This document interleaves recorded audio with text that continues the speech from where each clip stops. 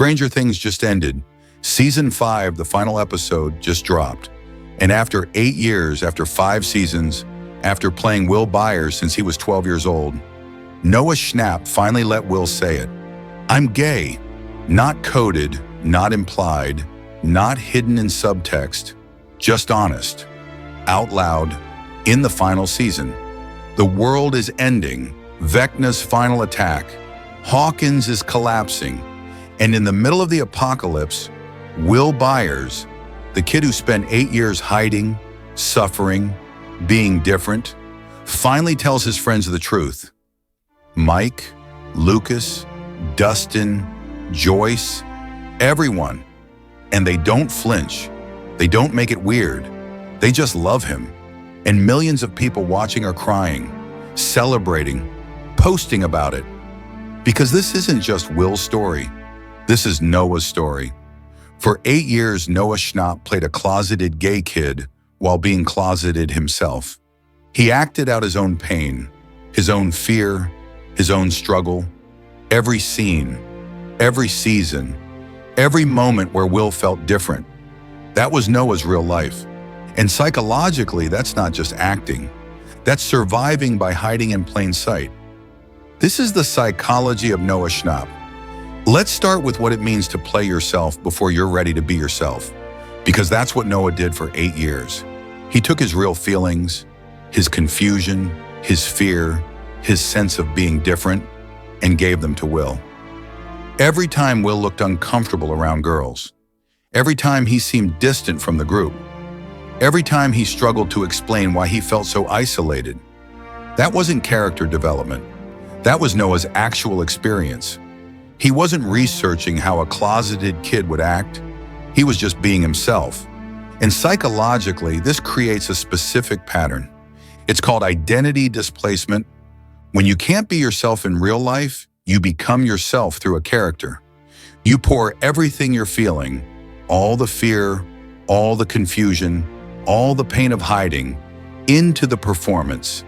And for a while that works. It's a release, a safe way to express what you can't express otherwise.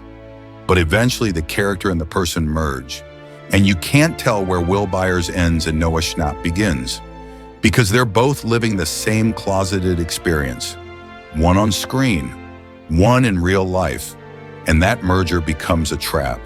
Here's where the psychology gets darker. Noah couldn't come out as himself until Will came out first. Think about what that means. His own identity, his ability to live openly as a gay person, was dependent on when the Duffer brothers decided to let his character come out. He had no control over his own timeline.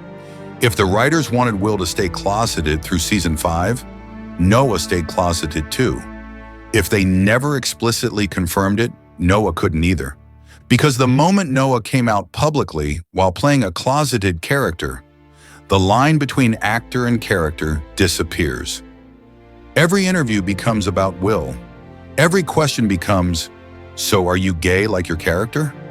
And suddenly you're not Noah Schnapp the actor. You're the gay kid from Stranger Things. And your character's journey overtakes your own.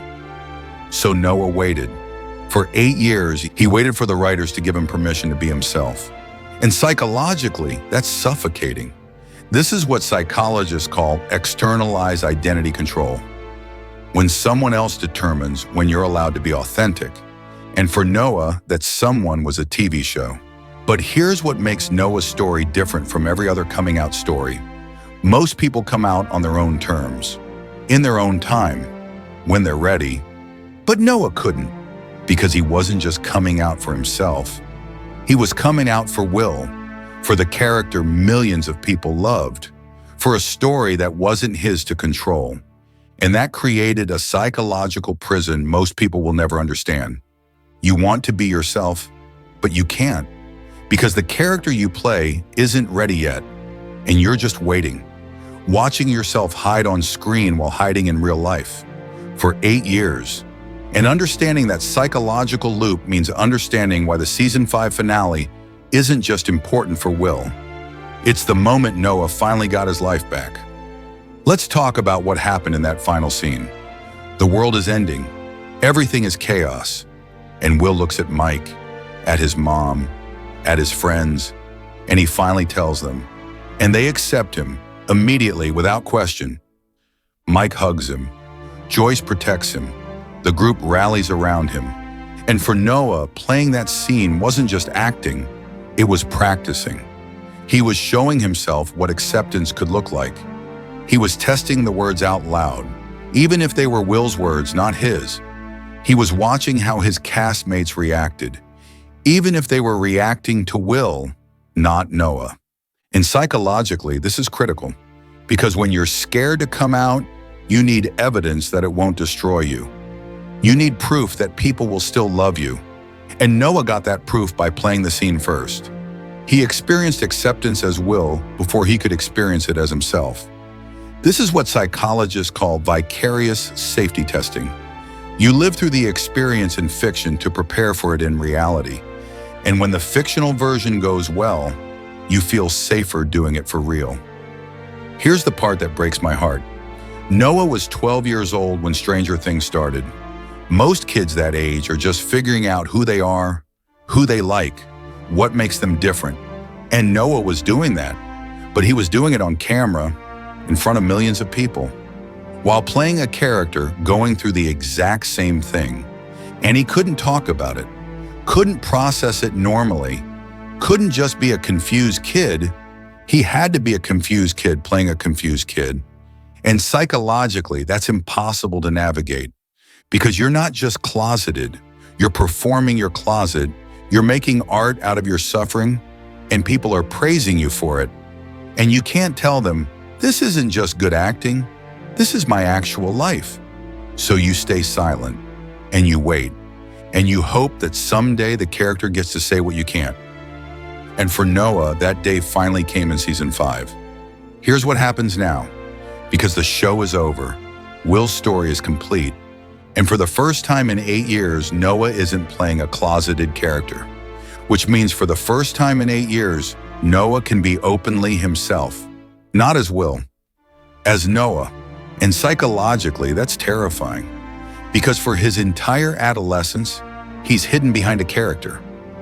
Will was his shield, his excuse, his reason to not deal with his own identity yet.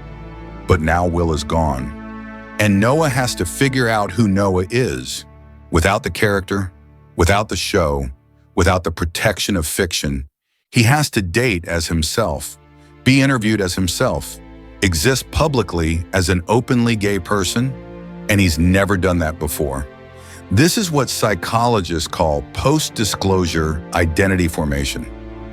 Coming out isn't the end of the journey, it's the beginning. And for Noah, the real work starts now. He has to build an identity that isn't Will Byers. And that's harder than it sounds. Here's the cost. For 8 years, Noah gave his coming out story to a character.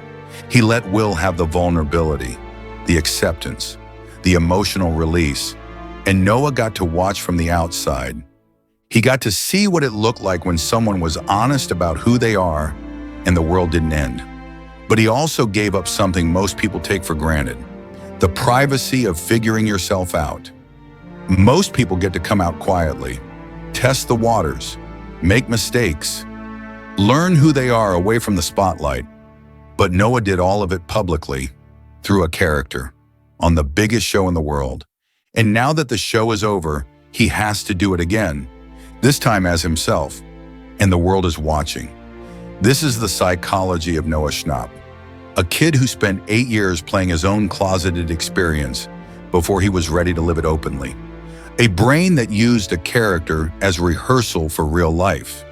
A psychology that couldn't separate self from performance because they were the same thing. He's not a hero. He's not a symbol. He's a 20-year-old who grew up in a very specific kind of closet, one with cameras and scripts, and millions of people watching, and he survived it by giving his truth to Will first. And now with the show over, he finally gets to be himself. Not Will Byers, not the closeted kid from Stranger Things, just Noah.